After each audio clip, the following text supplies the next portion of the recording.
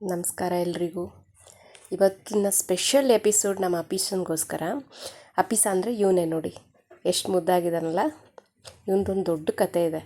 ಇವನು ನನಗೆ 2019 ರೋಡಲ್ಲಿ ಹೋಗುವಾಗ ಸಿಕ್ಕಿದ್ದ. ಕರೋನಾ ಟೈಮಲ್ಲಿ ರೋಡೆಲ್ಲ ಖಾಲಿ ಇತ್ತು. ಪಾಪ ಅವನಿಗೆ ತಿನ್ನೋಕ್ಕೇನು ಇರಲಿಲ್ಲ ಅಂತ ಅಂದ್ಕೊಳ್ತೀನಿ. ಗಾಡೀಲಿ ಹೋಗ್ತಿರೋವಾಗ ಗಾಡಿಗೆ ಅಡ್ಡ ಬಂದುಬಿಟ್ಟ. ಆಮೇಲೆ ಅವನು ಒಂದು ಬಿಸ್ಕೆಟ್ ಪ್ಯಾಕೆಟ್ ತೊಗೊಂಡು ಅವ್ನಿಗೆ ಹಾಕಿ ಮುಂದೆ ಹೋಗ್ಬೇಕಂದ್ರೂ ಅವ್ನು ನನಗೆ ಬಿಡಲೇ ಇಲ್ಲ. ಗಾಡಿ ಮೇಲೆ ಹತ್ತಿ ಕೂತ್ಕೊಳ್ಬಿಟ್ಟ. ಸರಿ, ಬಾಯಿ ಎಲ್ಲ ಗಾಯ ಆಗಿತ್ತು. ಡಾಕ್ಟ್ರ್ ಹತ್ರ ಕರ್ಕೊಂಡೋಗಿ ಅವನಿಗೆ ಮೆಡಿಸನ್ ಮಾಡಿ, ನೋಡಿ ಮೂಗು ಮೇಲೆ ಕಾಣಿಸ್ತಾ ಇರ್ಬೋದು, ಅದಷ್ಟು ಪ್ಲೇಸು ಅವನಿಗೆ ಗಾಯ ಆಗಿತ್ತು. ಮೆಡಿಸನ್ ಮಾಡಿ ನಮ್ಮ ಮನೆಗೆ ಕರ್ಕೊಂಡು ಹೋದೆ. ಒಂದು 2 ಡೇಸ್ ಅವನ್ನ ನಮ್ಮ ಮನೇಲಿ ಇಟ್ಕೊಂಡು ಅಲ್ಲಿಂದ ಮತ್ತೆ ರಿಟರ್ನ್ ಅವ್ನು ನನಗೆ ಎಲ್ಲಿ ಸಿಕ್ಕಿದ ಅಲ್ಲಿಗೆ ಕರ್ಕೊಂಡೋಗಿ ಬಿಟ್ಟಿದ್ದೆ. ಅವನು ಸಂಜೆ ಅಷ್ಟರಲ್ಲಿ ನಮ್ಮನೆ ಹುಡ್ಕೊಂಡು ಬಂದುಬಿಟ್ಟಿದ್ದಾನೆ. ಅದಾದಮೇಲೆ ನಾನು ಅವನ್ನ ಮತ್ತೆ ವಾಪಸ್ ಬಿಡೋಕ್ಕೆ ಹೋಗಲೇ ಇಲ್ಲ. ನಮ್ಮನೆಯಲ್ಲೇ ಇದ್ದ.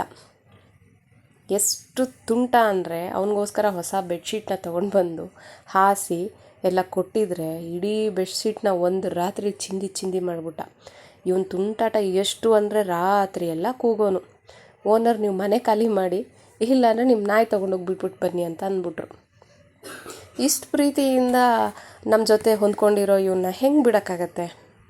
ಅದಕ್ಕೆ ನಾವೇನು ಮಾಡಿದ್ವಿ, ನಮ್ಮ ಊರಿಗೆ ತೊಗೊಂಡೋಗಿ ಬಿಡೋಣ ಇವನ್ನ ಅಂತ ಹೇಳ್ಕೊಂಡು ಒಂದು 15 ಡೇಸ್ ಆದಮೇಲೆ ನಮ್ಮ ಮನೆಗೆ ತೊಗೊಂಡು ಹೋದ್ವಿ ಊರಿಗೆ. ಅಲ್ಲೂ ಏನು ಕಡಿಮೆ ತುಂಟಾಟ ಮಾಡಲಿಲ್ಲ ಅವನು. ನಮಗೆ ಹೋಗೋಕ್ಕೆ ಬಿಡಲಿಲ್ಲ. ಆದರೂ ಬಲವಂತವಾಗಿ ಅವನ್ನ ಅಲ್ಲೇ ಬಿಟ್ಟು ಬಂದ್ವಿ.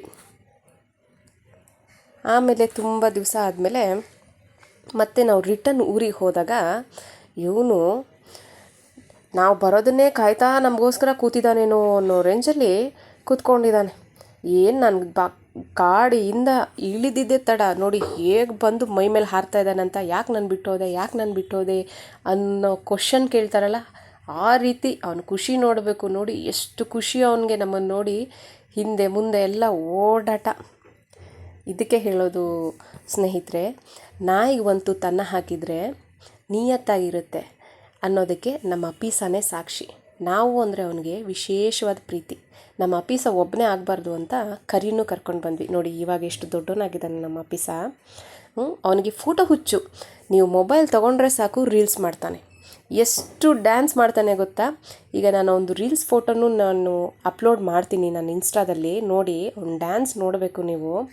ಪ್ರತಿಯೊಂದು ಡಾಗ್ ಲವರ್ಗೆ ನಾನೇನು ಹೇಳೋಕ್ಕೆ ಇಷ್ಟಪಡ್ತೀನಿ ಅಂದರೆ, ನಾಯಿಗೋಸ್ಕರ ನೀವು ಲಕ್ಷ ಖರ್ಚು ಮಾಡ್ತೀರಿ. ಬೀದಿ ನಾಯಿಗೋಸ್ಕರ 1,000 ಖರ್ಚು ಮಾಡಿ ವ್ಯಾಕ್ಸಿನೇಷನ್ ಮಾಡಿಸಿ ಅದಕ್ಕೂ ಮನೇಲಿ ತಗೊಂಡು ಬಂದು ಸಾಕ್ಬೋದು. ನೋಡಿ ನಾವು ಎಷ್ಟು ಆರಾಮಾಗಿ ಸಾಕಿದ್ದೀವಿ. ಅವನಿಂದ ನಮ್ಗೆ ಯಾವತ್ತೂ ತೊಂದರೆ ಆಗಿಲ್ಲ.